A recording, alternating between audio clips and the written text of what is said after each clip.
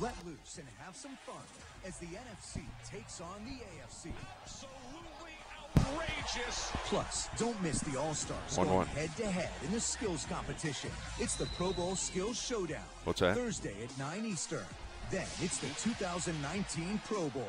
Sunday at 3 Eastern on ESPN and ABC.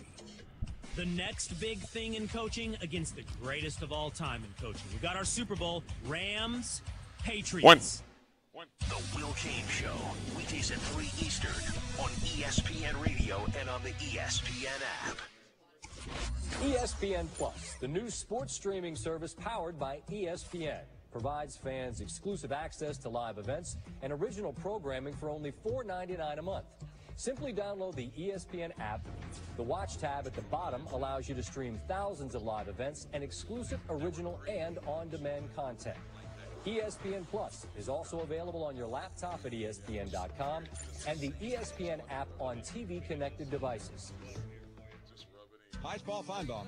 Alabama linebacker and NFL draft prospect Mack Wilson joins the show, plus your phone calls at 855-242-PAUL. The Paul Feinbaum Show, Monday at 3 Eastern on the ESPN app and the SEC Network. The Australian Open is on ESPN. Federer, the timeless one, reaches 20 Grand Slam titles. The world's premier players return to Melbourne for a chance title. A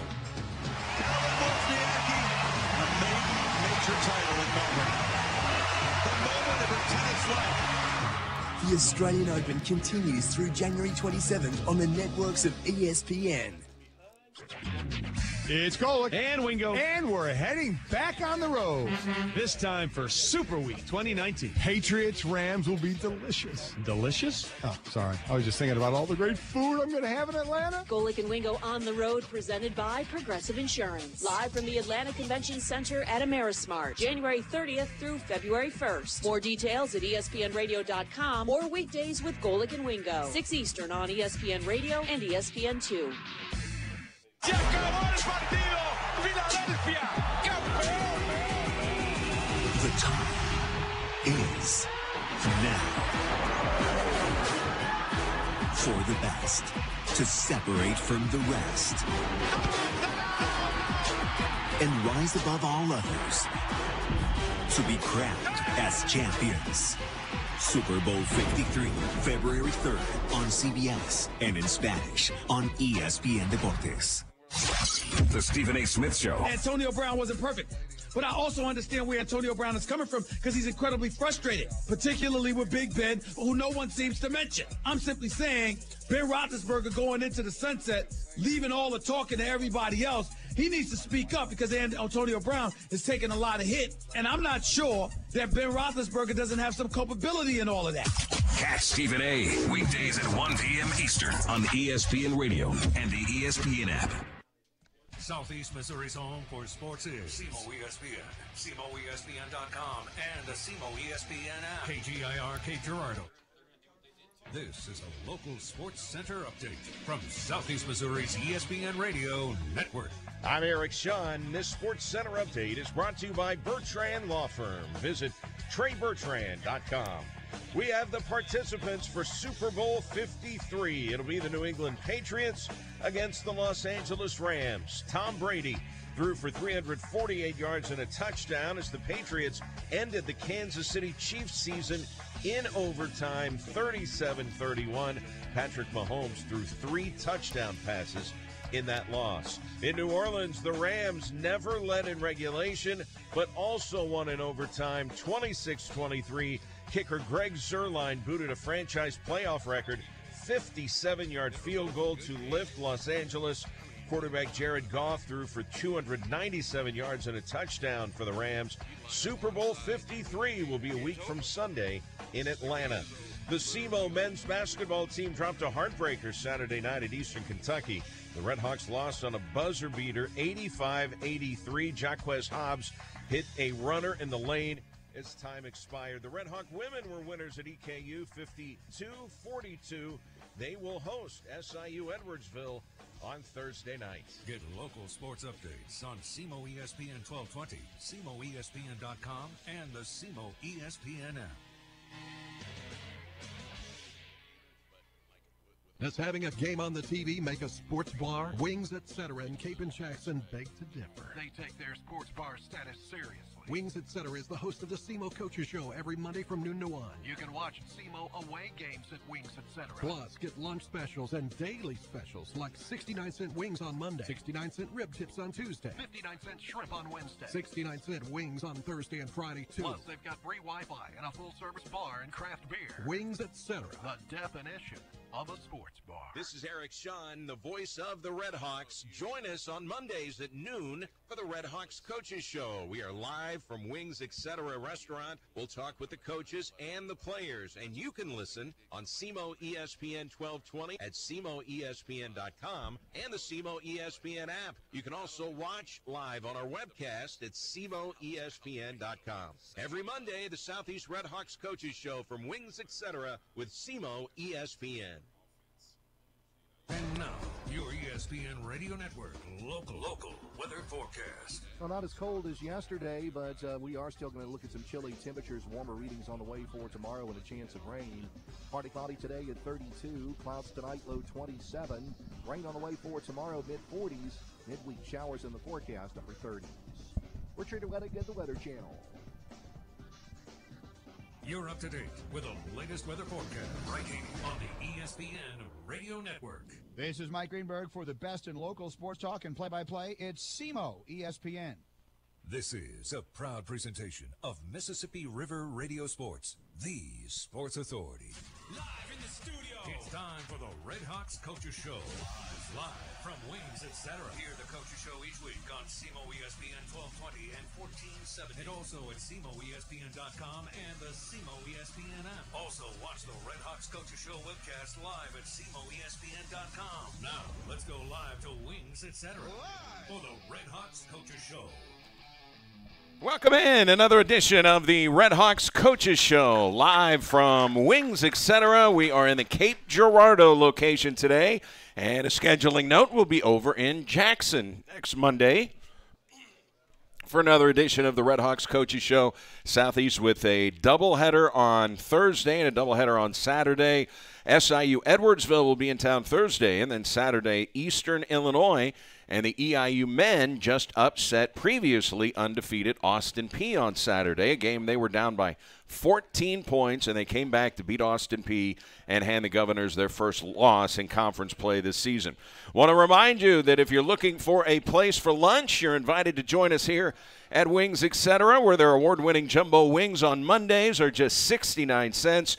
And they always have a full menu featuring much more than just their award-winning wings. They have freshly made burgers, wrapped subs, quesadillas, entree salads, smoked ribs, and much more. And if you're coming for lunch, their daily half-pound lunch specials start at just $6.99. It is Wings, etc.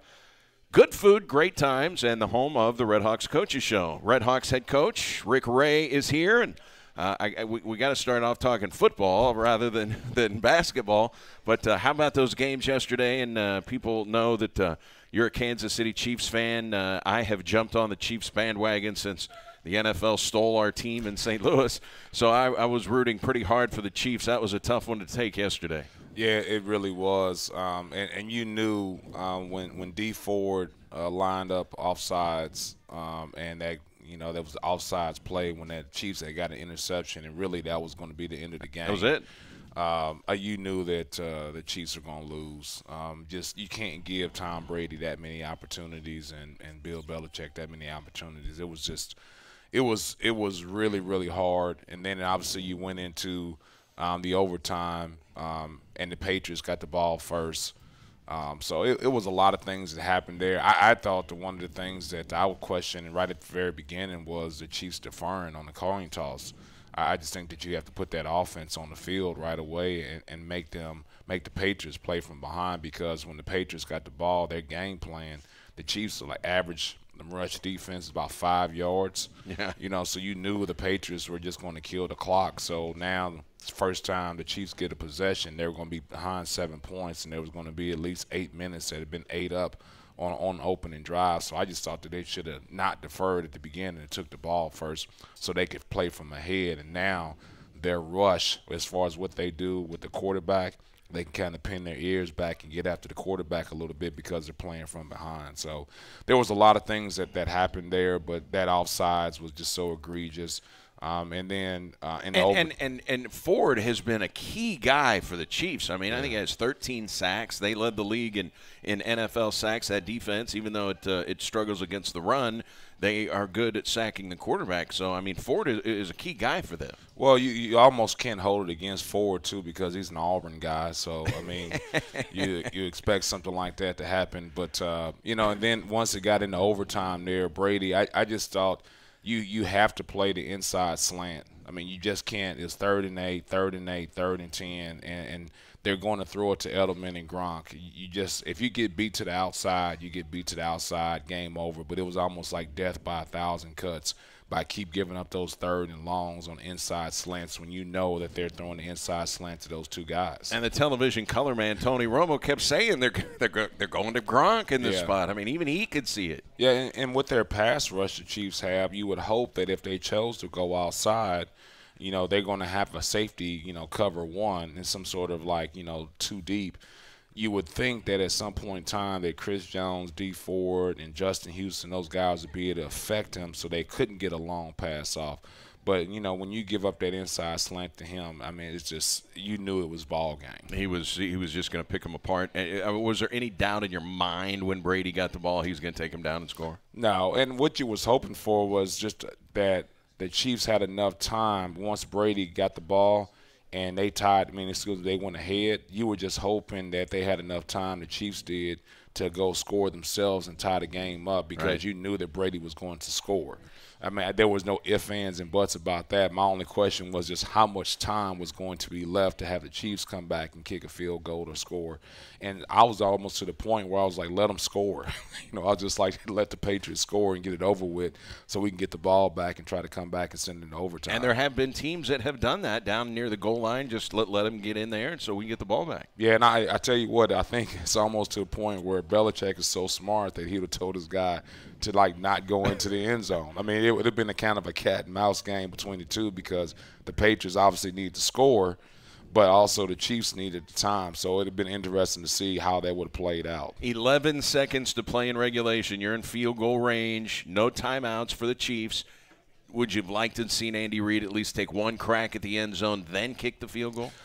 Not without a timeout. I think it was a smart thing to do. I mean, you got to, even though Patrick Mahomes is had an unbelievable MVP type season, he's still 23 years old. Right. And he's still in the situation. That's the first time he's been in a playoff, getting a chance to go to the Super Bowl. So you don't know how he would react in that situation. And he tries to hold on to the ball, make extra plays. I just think, with that being such a risk there, with him being such a young, inexperienced quarterback, it was the right thing to do.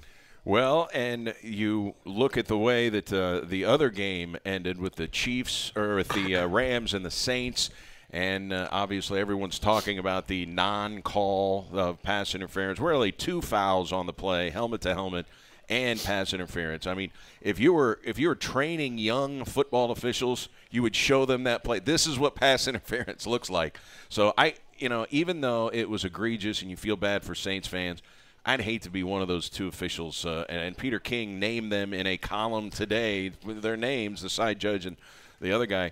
It just must be a sickening feeling knowing that you missed a call that affected the outcome of who goes to the Super Bowl. Yeah, and I almost think the defensive back in that situation knew he was beat. He said after the game that it was pass interference. Yeah, I think he knew he was beat, and he was just trying to make sure he didn't give up a touchdown at that point in time. So I think it was kind of a desperation play for him. Hey, I'd rather take the pass interference here than give up this touchdown, so I'm going to just go tackle the guy because really, if he'd have saw the ball, he probably could have intercepted it. I mean, he was that early to the play.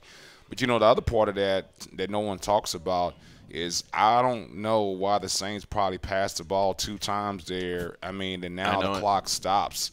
And so you're not even really in that situation. You probably can clock it or just run the football out, and there's never any sort of play like that. And they could just kick a field goal. So I kind of question, though, those guys passing the ball on the first and second down there, an incomplete pass, and now the clock is stopping. And Sean Payton, is a genius in terms of offensive play calling. We've seen that over the course of his career in New Orleans. It's interesting. At one time, Eastern Illinois University had 3 NFL head coaches at the same time in the league, which I think may be unprecedented, especially for mid-major conference. But Mike Shanahan, Eastern Illinois grad, Sean Payton, Brad Childress, who was the head coach of the Minnesota Vikings. So I didn't know about Childress. Yeah. I knew the other two, but I didn't know Childress was the Eastern Childress was EIU, and of course, in the booth calling the game yesterday, Tony Romo, EIU, and then Jimmy Garoppolo, who was a starting quarterback for the 49ers. So Eastern's got a little football legacy there. Yeah, and I tell you this, I'm gonna put my 2 cents in, and I know it's against the team that I root for, but them talking about changing the overtime rule now because they're saying that the other team doesn't get a chance to actually get the football, and it's based on the coin flip. I really think, hey, they changed the rule where you have to at least, get a touchdown in order for the game to be over with.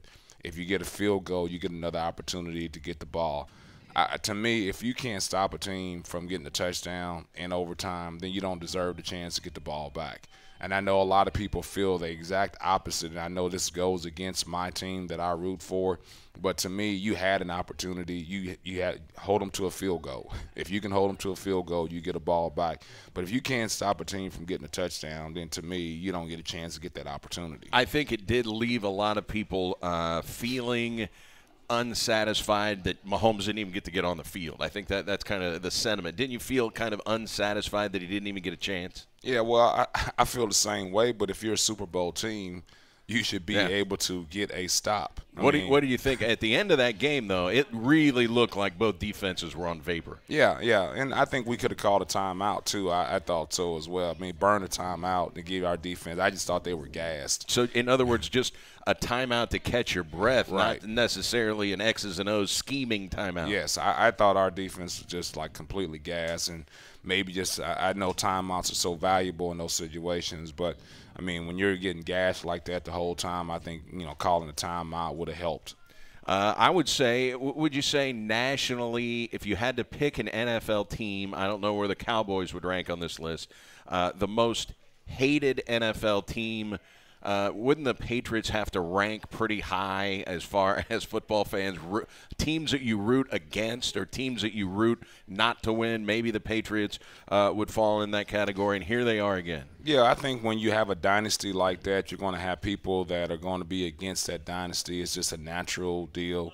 But the also part of it, too, is and he can say what he wants. They got caught cheating. So when you get caught cheating, then it's people are going to be against that, thinking that team has an advantage. Now, did that give them an advantage? Who knows? But they still got the best coach and the best quarterback. I think that's the advantage. That's a huge advantage. And for those who aren't here, Joe Hobbs, the owner here at Wings Etc., you will not find a bigger New England Patriots fan. He's got his Patriots gear on today. When they win, he's got a little more strut to him, doesn't he? He's kind of peacocking around today, it looks like. Yeah, usually it takes a while for him to give me my water, but today, I mean, he was right here. He brought the water up right away and had his chest out with his Patriots gear on. So, yeah, it's quite a bit of difference. So we'll talk basketball, we promise, coming up. Mark Laros is here, the center for the Red Hawks, who has really been playing well. Boy, he's given you 2 really good performances the last 2 times out, Coach. Yeah, well, I'll tell you one thing that just stands out right away is when you say center, in this day and age of basketball, nobody wants to be called that anymore. So, Mark, embraces that role of being the guy down there. He just wants to do what's best for the team. But now that's almost like a bad word. You can't say center. What do you say next? Can you say a post player? You have to say forward. A big? Yeah. You can't even be careful about even saying big. Really? Yeah, you can't do it. So, when you diagram plays now, you talk about there's a 1, 2, 3, 4, and 5. And we actually had this discussion about, not naming that person a 5 because of that stigma of nobody wanting to be a guy that's a center. So it's just that whole deal. But he embraces his role and what he does for the team, and it's never a problem to hey, we're going to try to throw you the ball down here so you can score. And then most people will be like, that's great. Let's get the ball down here so I score. But if you say that to other people, they're like, I don't want to score down there. I don't want to score down there. They want to score someplace else. Unbelievable. Yeah, but that's the way it is. So when you said just that word center, it really, like, you got to be careful about what you say about these guys anymore. Now, he's showing you he's got a little three-point game, too. He's stepping out and taking the long-distance shot. Yeah, well, we've been on him just about score. I mean, we throw the ball down there. Sometimes he's such an unselfish young man that he's looking for the open person. And I tell him all the time, you're the one that's open. That's why they threw it to you. So, try to score it. It's one-on-one. And if you look at his field goal percentage, he's by far our best guy as field goal percentage. So, I mean, it's not a math. You got to have him figure this out. He's shooting like 64% from the field. And let's get him the ball, because when we get it to him, he makes it 64% of the time compared to the next person on our team who's just another forward in Sage Tolbert at 53%.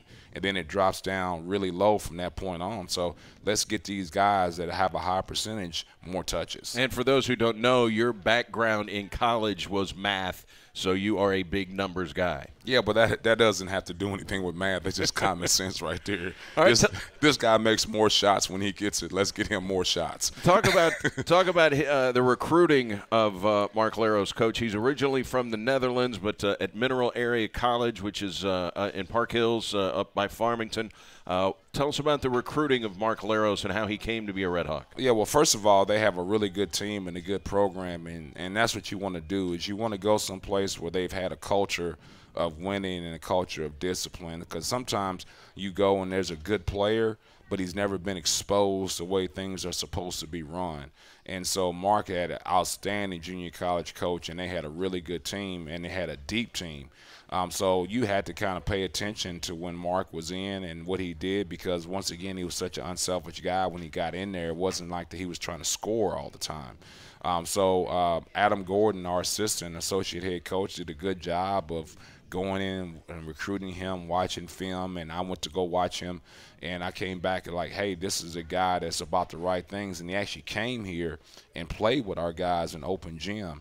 And when he played with our guys in open gym, the way he could run, his mobility, most guys, his height, can't move. Right. And that's the thing that stood out to me, was how fast he moved and his mobility, and then his willingness to run the court. Some guys, they don't want to do that. They run really fast on the offensive end down, but it's like they're running uphill coming back on defense. So all of those things, and just what type of person he is, I always say this to all our guys that I've been exposed to, he's the best teammate I've ever coached. I mean, he just cares about the team and cares about everybody else in the coaching staff. He'll come in non-basketball related and sit down and talk to you. He's a history buff, so he talks about those things. So he's just a good person, and when you're a good person that's trying to do things the right way, the right time, all the time, then you're going to be successful. And he was going up against, obviously you would say John Morant is the best player in the league. Would you say Nick Mayo is the second best player in the league? Yes, and I don't think there's any question about that. And you could say that John Morant's the best perimeter player in the league, and then Nick Mayo is the best front court player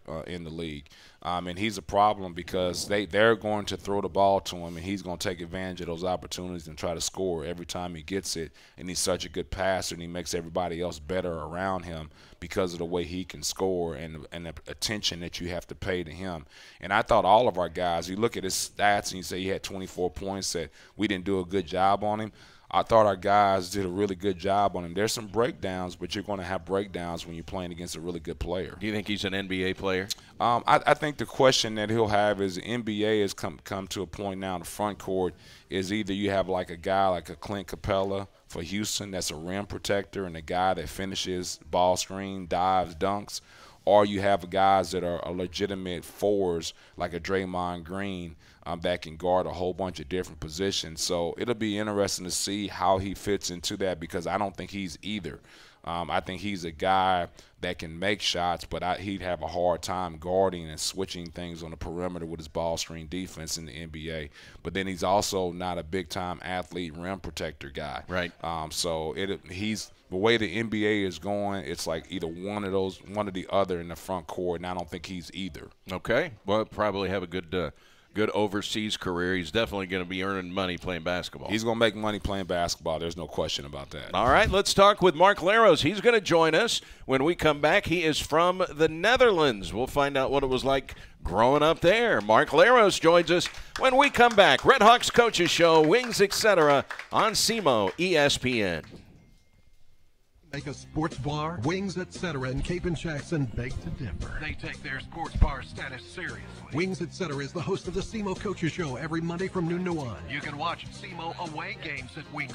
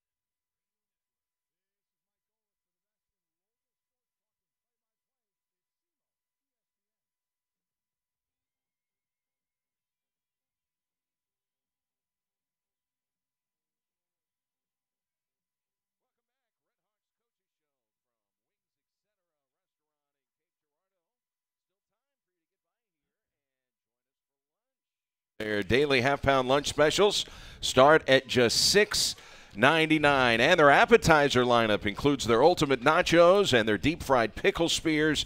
You'll notice right when you walk in the high-def flat-screen TVs all on sports, and in, let's see, about 2 hours from right now, you'll be able to watch the St. Louis Blues. They're playing a 2:30 game. Or maybe it's 3 o'clock, but 3 o'clock game, but 2:30 pregame here on ESPN 1220, the home of the Blues. But they'll face off in Los Angeles against the Kings at 3 o'clock. They'll be taking on L.A. They're going to play Anaheim while they're out there. But if you get by here, you can catch that 3 o'clock game with the Blues or listen to it right here on SEMO ESPN 1220. Mark Laros is joining us now on the program, and you are from, now pronounce, is it Hengelo? How do you pronounce it? Hengelo. Hengelo. Yeah. Okay, the Netherlands. How long of a flight is that to go from the Netherlands to the U.S.? Well, you will fly from Amsterdam to the East Coast, and that is probably like 8 hours. And then either from like Chicago or New York to St. Louis, which is like an hour and a half. So it's not too bad, about 9 hours total flying, but, you know, it will take longer with all the delays and stuff. An 8-hour trip on a flight. That must not be enjoyable. No, especially the first time when I made it, when I came here for my freshman year, it was really long. We're kind of getting used to it now, so it's not as worse, but it's still long. Okay, so they list you at 6'10". Is that accurate? That is accurate. Okay. Yeah, I am really 6'10". How many times a day do you get the question, do you play basketball? So many times a day, especially when you go to like a restaurant or like Walmart or anything like that. And, it's just you almost want to put a T-shirt on with all the questions answered. But you know, it's part of it, I guess. So how do you like how much of a culture difference was it coming from the Netherlands and then I guess Park Hills, Missouri is where you set up camp? Yeah, so you know the Netherlands is just like the United States is a Western culture. So in that part of it wasn't that big of a deal. Of course, I speak Dutch. That's my native language. So I had to switch from Dutch to English. But going from my hometown, which is about 20,000 people to Park Hills, which is very, very small. That was kind of a big adjustment. And then I would say the thing I had the most trouble with was eating American breakfast, because it's so heavy on the stomach. So, what do they eat in the Netherlands for breakfast? So we eat freshly baked bread. Okay. And we get it from the bakery, and it has like nice seeds on the side, and it's just a little bit different than here. And we put butter with like chocolate sprinkles on it. So chocolate sprinkles, really? Yeah, you call it hagelslag. Hagelslag. Yeah. How does that translate? Oh, to English. Hagel is like hail when it like. Okay. And slag is I don't really know how to like translate that. All right. So a bread at breakfast that's not heavy for you at all? No, it's not like a big bread. It's like slices of bread. Oh, okay. I gotcha. So I'm tall, big guy. So I would say I eat about 4 or 5 of those, and then we eat some fruit or something like that with it. Okay, so as you make the adjustment to American breakfast, which is eggs and bacon and all that stuff, yeah. And then maybe like whenever we're staying in a hotel, it's always eggs and bacon, and they usually like the last place we stayed, they have a waffle maker, so you can make waffles and things like that. Yeah. Have you migrated? Have you developed any favorites for breakfast other than the or whatever you just said? I really like the bacon. Okay, so now when I come home in the summer, I eat bacon for breakfast. So So what does your family think about that? I mean, they don't really care. They let me do whatever I want. All right. So I really like bacon. So that's a good one. Bacon is good. Anything else? I like omelets. Okay. Yeah, with the cheese in it. All right. Yeah. Orange juice, milk, water? Milk. I like milk. I drink a lot of coffee, to be honest. Okay. Yeah. Well, you can't go anywhere at a hotel and not see coffee. So you got plenty when we're on the road. All right. So tell us about growing up, and when did you first catch the basketball fever? When did you really realize that you loved playing basketball? So I started basketball really late. I played soccer for 10 years, which Europe is a big soccer place. So is soccer bigger than basketball in your hometown? Oh yeah. Okay. Yeah, it's huge overall in the Netherlands. Like, we were really good at it. So I played that for 10 years, and I broke my collarbone, and at that time I grew really fast, and I kind of lost my coordination, and I didn't play that much in the team I played anymore, so I switched to basketball, and that was when I was 15. So I only played for 2 years before I came to America in the Netherlands. Were you always the biggest kid in your class? Yeah, I started growing when I was like 9 or 10 really fast, so when I was 15, I was actually 6'10" already. When you were 15? Yeah. So I grew really fast when I was young. Yeah. Boy, what was that like for your parents, having to figure out how they're going to get you clothes? They're probably thinking, stop growing, please. Yeah, it cost them a lot of money, I guess. But my shoe size sometimes just switched within a couple months, and then they had to get me new shoes. And, yeah, it must have been hard for them sometimes. All right, what size are the shoes? 15, so it's not even that big for my height, I would say. But, yeah, they are big, of course. All right, size 15s for Mark Leros, in case you were wondering. Last year, you come down with a bout of mononucleosis. Had you ever had mono before? And what was that like? Because you must be some miracle healer, because you only missed 4 games with mono. That's almost unheard of. Yeah, so I was – like the week before I found it out, I was really tired. And actually the day we had a game on Tuesday, I think it was against Hannibal Lagrange. I remember that. Okay. And that day I actually fell asleep in class for like an hour on the front row. And no one woke you up? No, my teacher just let me sleep. And she talked to me after class because I'm always participating. So she was kind of like, there must be something wrong. And I said, I don't know really. And my throat was hurting really bad. And I couldn't really eat. And then after the game, I played like 5 minutes and I was just so tired, and I told Miss Amanda, and she told me to go to the health clinic the next morning, and apparently I had mono. And as soon as my body kind of like, as I knew that I had it, I just shut down, and I slept for like 20 hours a day the next week. So don't we wish we all could do that? Yeah. Well, I needed that, and I guess I practiced like twice after a month, and then we played St. Louis and Bradley. But I could tell the rest of the season I was still kind of So it lingered then. You yeah, never really felt 100%. I came pretty back, but I never felt 100% after that. All right. So when did you finally feel like, boy, I'm really over this thing? When we came back in the summer. Okay. Yeah, for this season. All right. As you guys are starting conference play now, you just went up against Nick Mayo. I guess we call him a 4 or a big man. I guess you can't call him a center, according to Coach. So he is an elite player. NBA scouts are looking at him. So there's a chance he's going to be in a camp probably. So whether or not he makes the league, we don't know. Yeah. What was it like going up against that guy? And is it one of those things where you look forward to playing an elite player like that? Yeah, it's always fun when you play against guys that that are really good, and you can kind of see where you're at yourself. And I knew from last year that he was really good because, of course, we played him last year. So that's always fun, and he can do a little bit of everything. So it's hard to guard him because if you give him too much space, you can shoot it, and if you're too close on him, he can go by you. So, but I think as a team, what is 7 for 16? Yeah, 7 for 16. I think we gave him too many free throws, but other than that, I didn't think he just went off. But no, he took 16 shots. 24 points, so yeah. And he fouled out of the basketball game on that terrific play by Alex Caldwell. How fun is it to watch that guy play? It's really fun to play with him, man. He plays with so much energy, and he can really get the team going. And when you have a guy like that makes plays and gets the team going, you all have more fun when you're out there. And he made a big time play at the end there, and he even made a free throw that was big time, but it wasn't enough, unfortunately. What's it? That's a real pressure situation that he was in to shoot that free throw, because if he misses it, the game is not tied. Yeah. 7 seconds to go.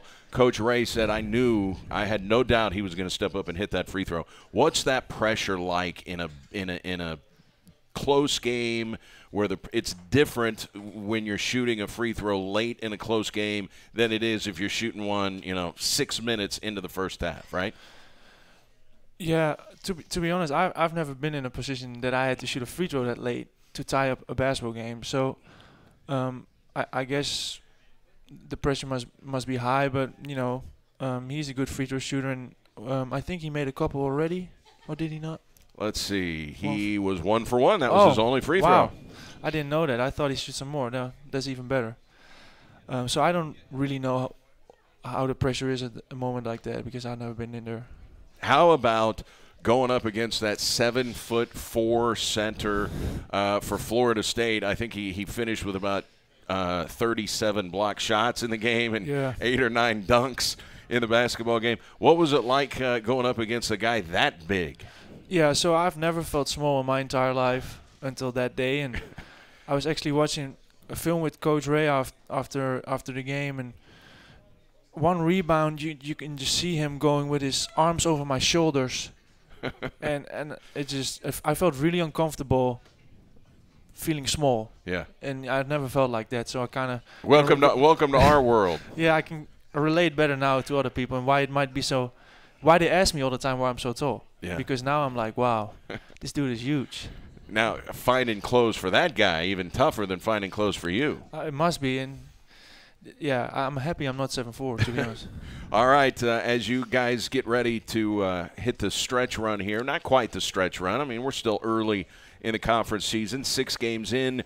Do you feel a little sense of urgency now because you get back home and you really want to win your conference home games because you know how hard it is to go out to go on the road and pick up wins? Yeah, I mean, we're 1-5 right now, so we need to get wins. And I think we dropped at least 3 that we should have won, but we didn't. So, we can't drop any more games, and we got to steal some on the road. And it's time to get some wins, but I still feel good about it. I feel the team is still together, and the approach this week was great. So we just got to make sure we continue doing that, and the wins will come. All right, you've got guys that you have to go up against in practice, teammates like Gabe McLaughlin, Sage Tolbert, guys that are big, strong. They're more athletic than you are in terms of just their athleticism is really, really good. They're better, as far as their athleticism. Probably as athletic. Sage Tolbert is as athletic as anybody in the entire conference. What's that like in practice every day? How competitive does it get down there on the post in practice? I just got to make sure I box out every time I practice, and they really help me working on my rebounding because, I got to do a better job of that. And so that's big time, and I can really tell them working on their moves to the basket too, facing up. So they challenge me to guard somebody on the perimeter, and they can all shoot a little bit too, especially Isaiah. So it's good for me when I play a guy like Mayo that are already guarding guys in practice that have different abilities to play from different spots. And we can't forget about Quadarius. He's a really good player too. He's more of a post player, and he goes at us a lot too, so we can't forget about him. All right, Coach Ray said he would like to see you be a little bit more aggressive in terms of offense, thinking about scoring a little bit more. How do you go about doing that when you're a guy who has always been unselfish and not thinking about yourself first and scoring? Well, we watch a lot of film, and then I can see sometimes I'm wide open, and I just got to go to the basket. And I think against Morehead State in this last game, I took more shots, and I made some. And Coach Gordo told me after the game actually that he liked the way I was attacking.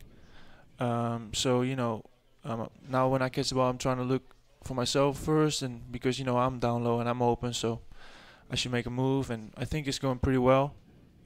So I just got to continue doing that. You know who I think you work really well with? Ladarius gives you a lot of passes down to the post. Yeah, you guys work well together, I think. Yeah, he looks for me a lot, and so I really appreciate that. And he gives me a lot of good passes. So I hope he keeps doing that.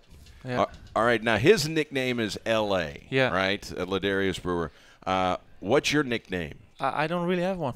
No one has ever given you a nickname? Not really. It's just Mark. People just calling me Mark. Yeah. All right. Now, you are a proud owner of a new puppy, right? Tell us about that. Yeah. His name is Jack, and he is an Australian Shepherd Terrier mix. And, I got him in August with my girlfriend. And, he's about 40 pounds now, so he's getting bigger. So he's getting bigger. Yeah, I really enjoy it. Especially now during the snow. Yesterday we went for a walk, and it's just fun to go out with him and spend some time outside because we're always inside, of course. What does he think of the snow? He loves it. He just runs around and he rolls in it, and it's fun to see. Yeah. Because I remember not long after you got him, we had to go on a road trip, and you had a little separation anxiety, didn't you? Yeah, I really enjoy having him, and it's always fun after 5 days to come in the house and see him just run at you and be excited. So it's like maybe like having a kid a little bit. You just miss him, and sometimes after 5 days you're happy to see him. Yeah, we left on Wednesday to go on the last Death Valley trip and didn't get home until yesterday. Now, when we say football, it means something different where you come from. It's soccer.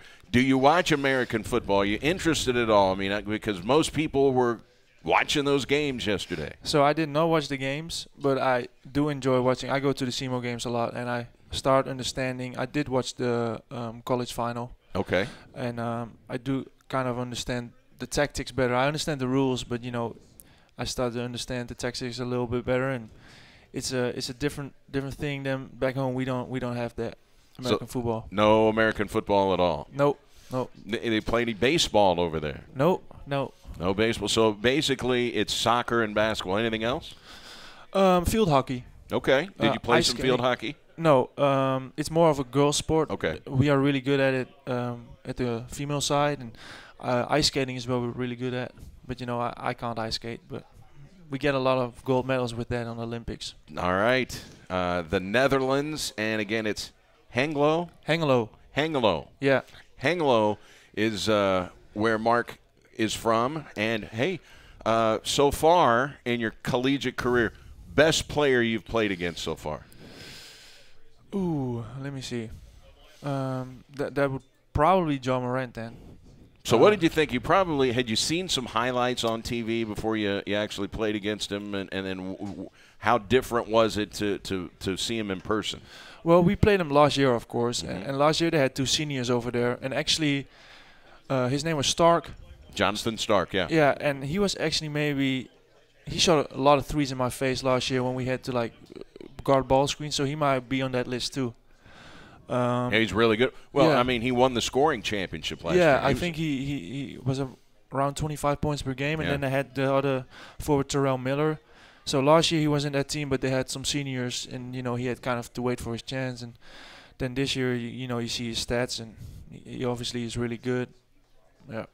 It'll be interesting to see, too, Murray State, if they keep winning, if they jump into the top 25, because I think last week they were 35. I mean, if you go by teams also receiving votes, and I think 18 teams above Murray State lost this past week. Yeah. So, I mean, they could be ranked. They have been ranked before. I remember a few years back, maybe 2011 or 2012.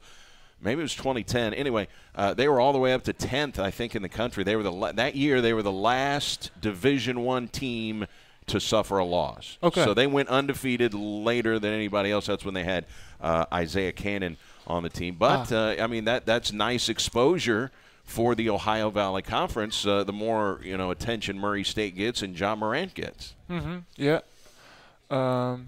Yeah, you see it all over SportsCenter now too, and I saw actually a highlight on ESPN when they were playing at SIUE. So that's good for the conference, and maybe some better players will come now, and the conference can go up. All right, as you get ready for the games this weekend, is it an advantage, you think, that you've already seen SIU Edwardsville, that you kind of already know what they're about? Yeah, so we lost over there, and we played really bad the first half, and then we came back in the second half, but it wasn't enough. So now we know we have to go hard from the start, and we can't not play well for a couple minutes. We got to play all 40 minutes and make sure we get the win.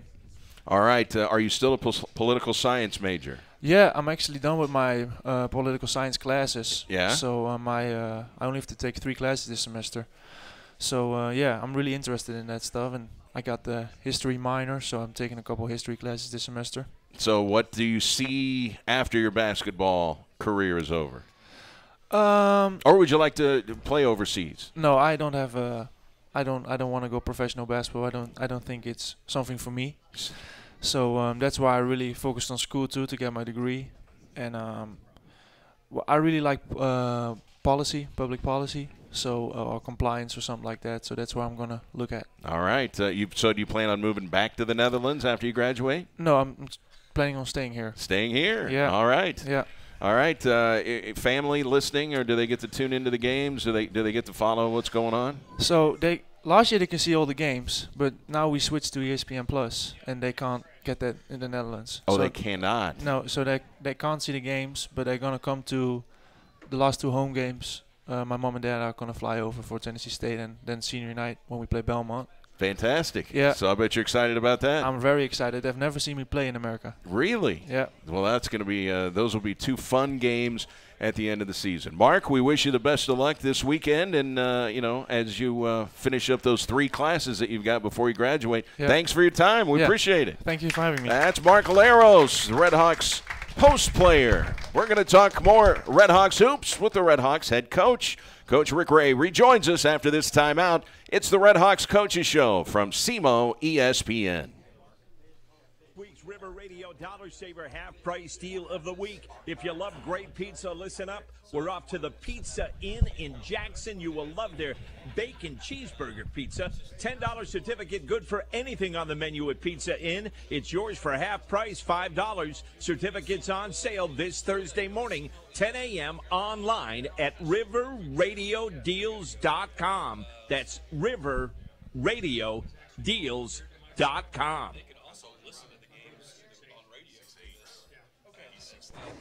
This is Adam Glick with the Cape Girardeau Police Department. I would like to invite everyone to be part of the greatest plunge on earth on February 2nd, 2019 at Lake Boughton in Cape Girardeau. Special Olympics Missouri is our charity of choice, and this is our biggest fundraiser of the year. If you wish to plunge, you must be at least 10 years old and raise a minimum of $75. For more information, visit SOMO.org. Let's have fun for a great cause at the 2019 Polar Plunge. That's SOMO.org. We'd like to thank everyone for all of your support. And now, your ESPN Radio Network local weather forecast. Well, not as cold as yesterday, but we are still going to look at some chilly temperatures, warmer readings on the way for tomorrow and a chance of rain. Partly cloudy today at 32, clouds tonight, low 20.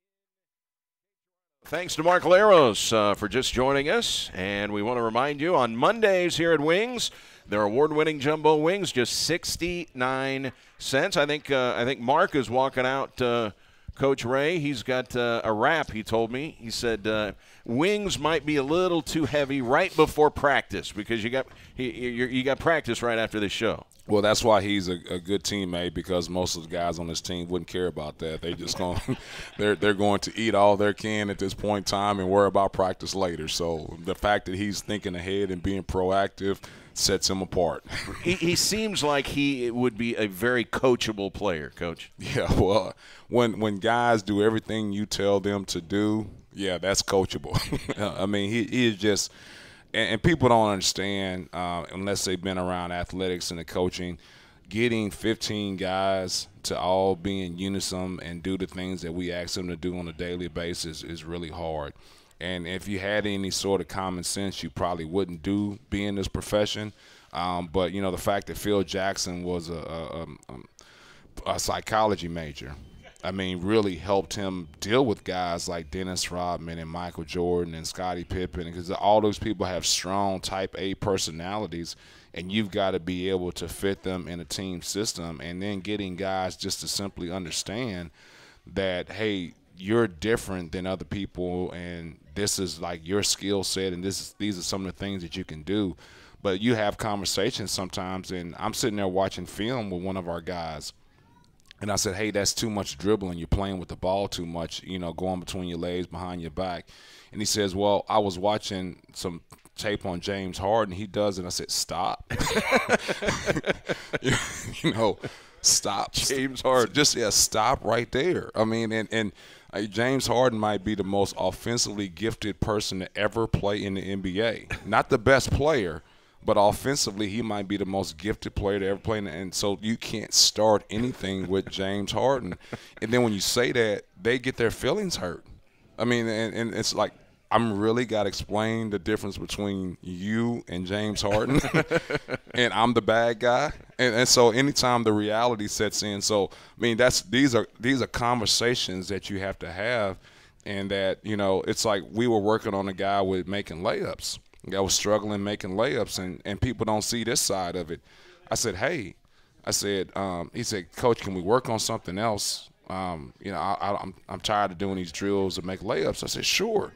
When you start making layups, we'll move on to something else. But, you know, I want to move on to something else too.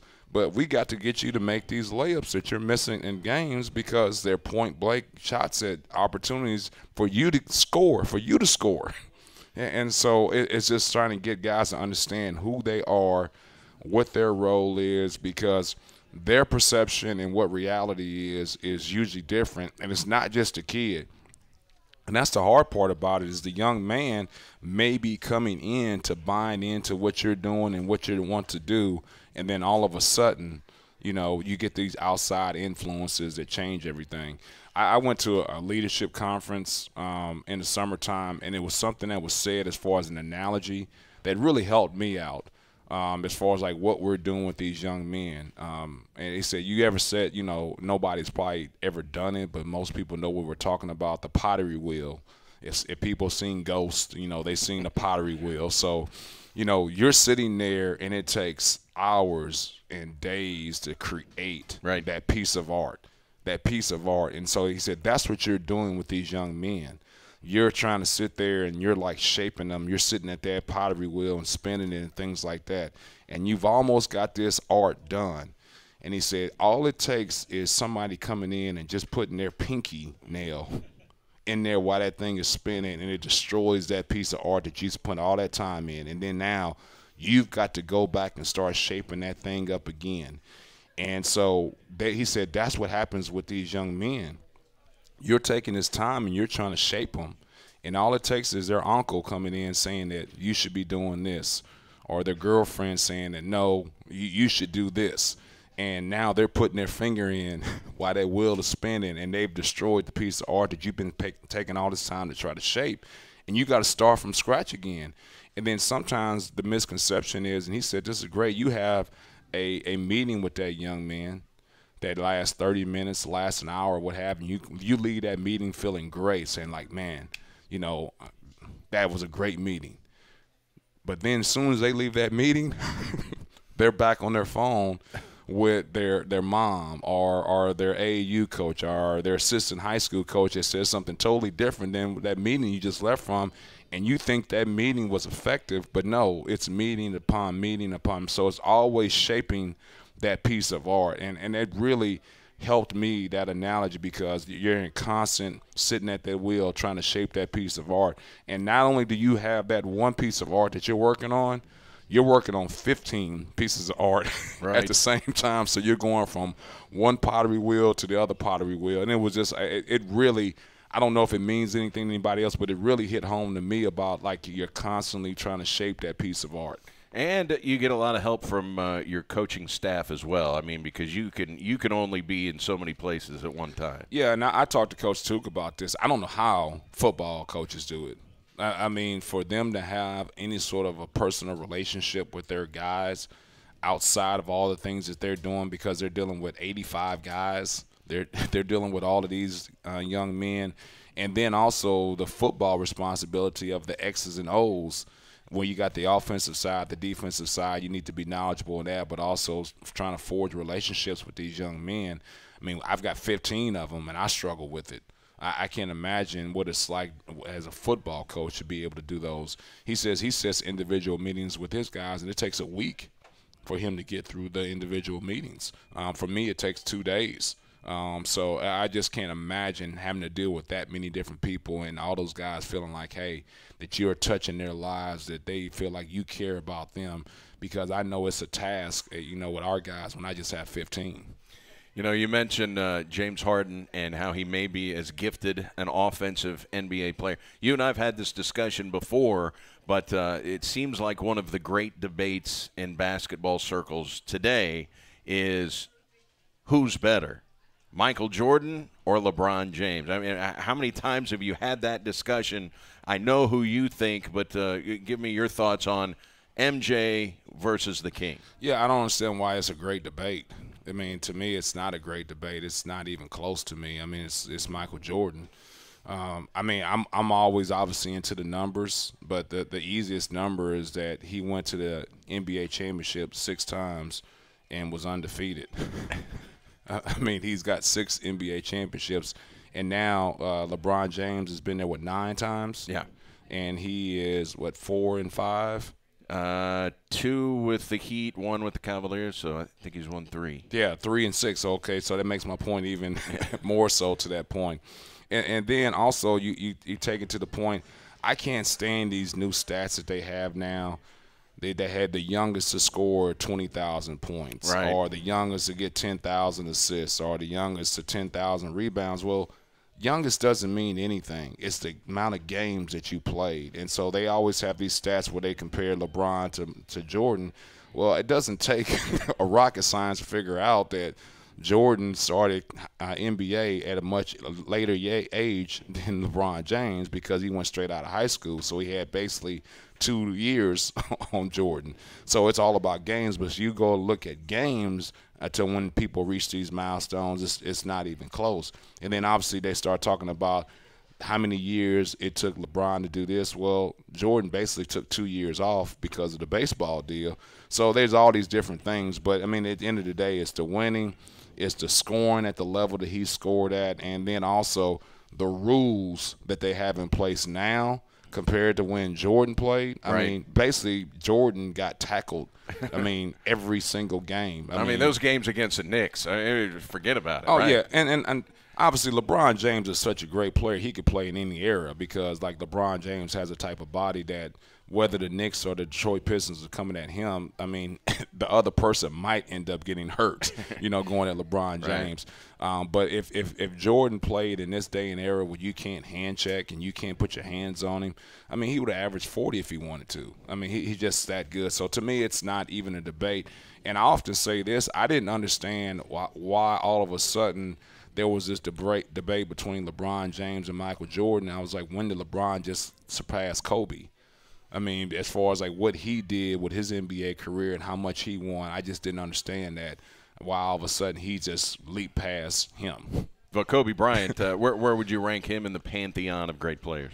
Well, to me, I would say Jordan is number one to me. Then I think Kareem Abdul-Jabbar is actually number two. I think that he had something that no one could ever stop, the sky hook.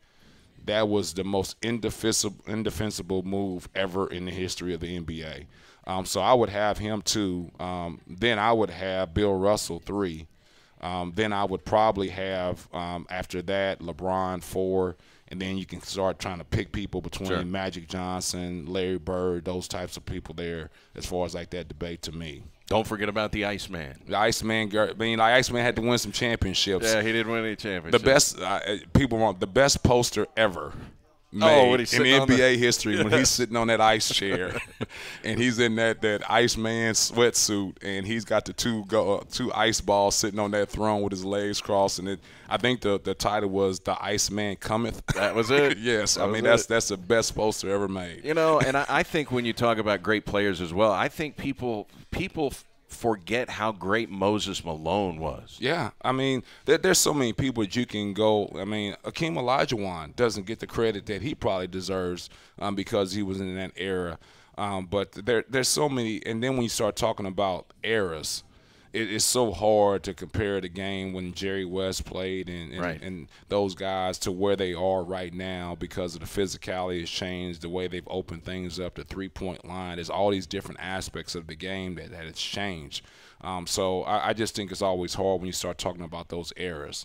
All right. In respect to the Eastern Kentucky game on Saturday, you rally back with 5:47 to play. You're down 12.